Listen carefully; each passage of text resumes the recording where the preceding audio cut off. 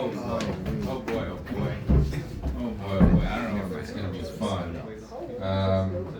I feel real good about being part of this exercise in free speech. Big fan of free speech, big fan of reading and writing. I do believe that the pen is mightier than the sword, and I like being a part of that experience. So, words. I like the words too. You put the right combination of words together and shit happens. Like stop or I'll shoot.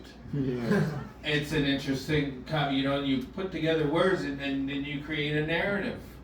You could talk about anything. You can talk about sweet love, right? Or you can talk about, words are interesting. You put them together, like, for example, you can say, pat him on the pussy. And you might become president.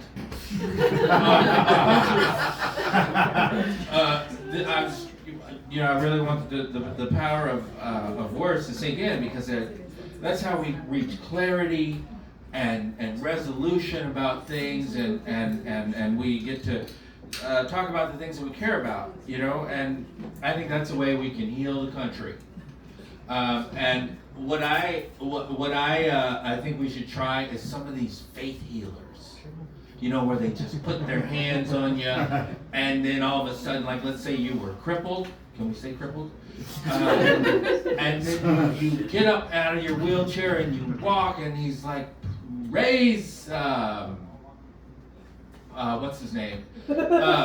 Jesus, right? But then I remembered this movie called The Green Mile, where there was this big black dude and Tom Hanks, and the black dude had a special power, and he was in jail, and Tom Hanks played the part of the guard, and the dude reached through the bars and grabbed Tom Hanks' nuts and healed his urinary tract infection.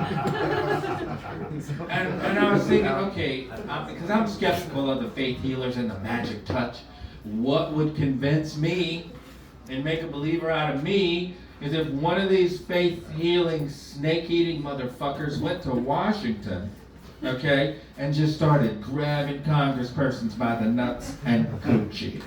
And just be like, heal your mind, make good decisions. I would be convinced. But until that happens, I'm going to be a skeptic. So, I was talking about love earlier, and I'm loving myself, self-caring. I've started eating more salads, and I make my own dressing.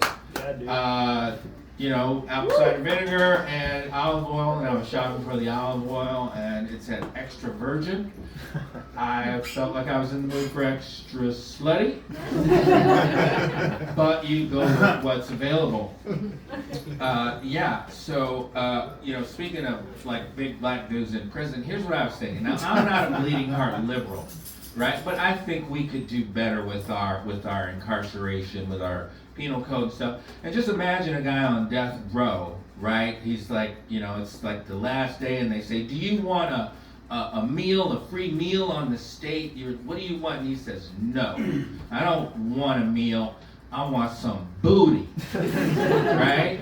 And I'm sure, like in like prison, there's some like one who wants maybe their booty like plowed like there's no tomorrow, because that guy would be plowing like there's no tomorrow. So that's my suggestion, to make death row like, and then you can be like, when you're killing people, you'll be like, oh man, I'm gonna do this in California because I might get some booty at the end. BB Sage.